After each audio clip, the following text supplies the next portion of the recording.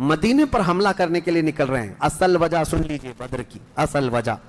جب وہ لوگ 1000 کی تعداد میں مکہ سے نکل چکے تھے اور میرے آقا کو یہ خبر مل گئی, مخبر نے آ کر بتایا کہ جنگ کی تیاری سے مدینے کے اوپر حملہ آور ہونے کے لیے نکلے ہیں مکہ کے لوگ.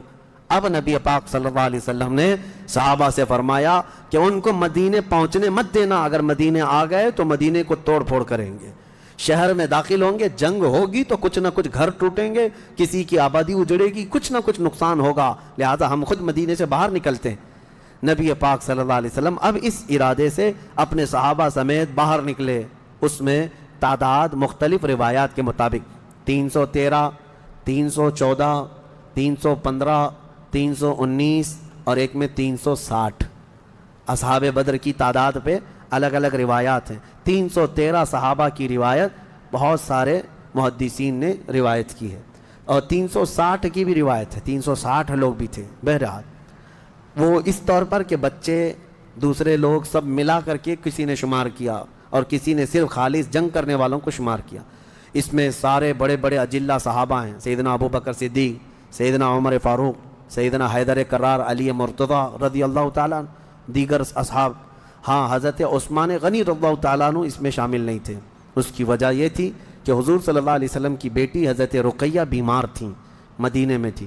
نبی پاک صلی اللہ تعالیٰ علیہ وسلم نے حضرت عثمان سے کہا کہ تم اپنی اہلیہ میری بیٹی کی تیمارداری میں رہو, تمہیں بدر میں شریک ہونے کا برابر ثواب دیا جائے گا. حضرت عثمان غنی مدینے میں تھے. اسی وجہ سے آج بھی اصحاب بدر کے ناموں کی جب تلاوت ہوتی ہے نا, تو حضرت عثمان کا نام بھی اس میں آتا ہے. وہ اگرچہ جنگ میں گئے نہیں تھے, لیکن اسماء بدر میں ان کا نام شامل ہے. آپ پڑھ کر کے دیکھنا یا سننا تو حضرت عثمان غنی کا بھی نام ہے, کیونکہ مال غنیمت جب تقسیم ہو رہا تھا تو حضور نے حضرت عثمان کو بھی اس میں سے حصہ دیا تھا. خیر, جب نبی پاک صلی اللہ تعالیٰ علیہ وسلم یہ صحابہ کو لے کر نکلے, اب مدینے سے 160 کلومیٹر مکہ کی طرف کا یہ راستہ ہے بدر. بدر ایک علاقے کا نام ہے, وہاں ایک کنواں تھا جس کا نام بدر تھا, جس کی وجہ سے اس علاقے کا نام بدر پڑا. اب حالات دیکھیں کیسے آزمائش کے بڑھتے گئے. میں مختصراً انداز میں آپ کے سامنے رکھوں گا. یہ جنگ کا پس منظر تھا, حضور لڑنے کے لیے گئے نہیں تھے بلکہ ڈیفینس کے لیے, کہ مکہ والے نکل چکے تھے. اب مکہ والے آ کر جس جگہ پڑاؤ کیے وہ بھی بدر تھا, وہاں کنواں تھا, پانی تھا, اس کے لیے وہاں پر ان لوگوں نے بھی قیام کیا. میرے آقا صلی اللہ علیہ وسلم نے بھی اپنا لشکر انداز کر دیا. صحابہ وہاں پر اتر پڑے, سب کے خیمے لگ گئے, اور کنویں کے پانی پر بھی قبضہ ہوا. اس کے بعد دیکھا صحابہ کے دل گھبرائے ہوئے تھے, کیونکہ حضور صلی اللہ علیہ وسلم اور صحابہ کو جو زمین ملی تھی وہ ریتیلی زمین تھی, بالو کی زمین, پاؤں دھس جایا کرتے تھے. اور کفار مکہ جہاں پر اترے تھے وہ تو سخت سپاٹ فلیٹ زمین تھی, مٹی کی زمین تھی, اور اس میں گھوڑے اچھی طرح دوڑتے تھے. یہ ریتیلی زمین پر گھوڑوں کے پیر بھی گھس جاتے اور انسانوں کے بھی. اچھا, یہ بات بھی میں بتا دوں, کل تعداد صحابہ اکرام رضوان اللہ تعالیٰ علیہ مجمعین کے ساتھ 313 صحابہ میں صرف 4 گھوڑے تھے. 4 گھوڑے, یہ 4 گھوڑوں پر بیٹھ کر کے گئے ہیں. کون سوار ہوا ہوگا, کون پیدل چلا ہوگا؟ اور اونٹوں کی کچھ تعداد, اس کے علاوہ تلوار سب کے پاس نہیں, اور جس کے پاس ہے ان کی سبزیاں بھی کٹتی نہیں.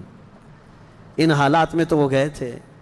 نبی پاک صلی اللہ تعالیٰ علیہ وسلم کے ساتھ جب گئے, اب وہاں پر صحابہ اکرام کے دلوں کے اندر تھوڑی گھبراہٹ آنے لگی کہ ہم زمین اس طرح کی ہے, اور تعداد جب ان کی دیکھتے ہتھیار سے لیس, تو یہ عرض کرتے کہ کیا ہوگا. پہلی جنگ ہو رہی تھی نا, آمنا سامنا پہلی مرتبہ ہو رہا تھا.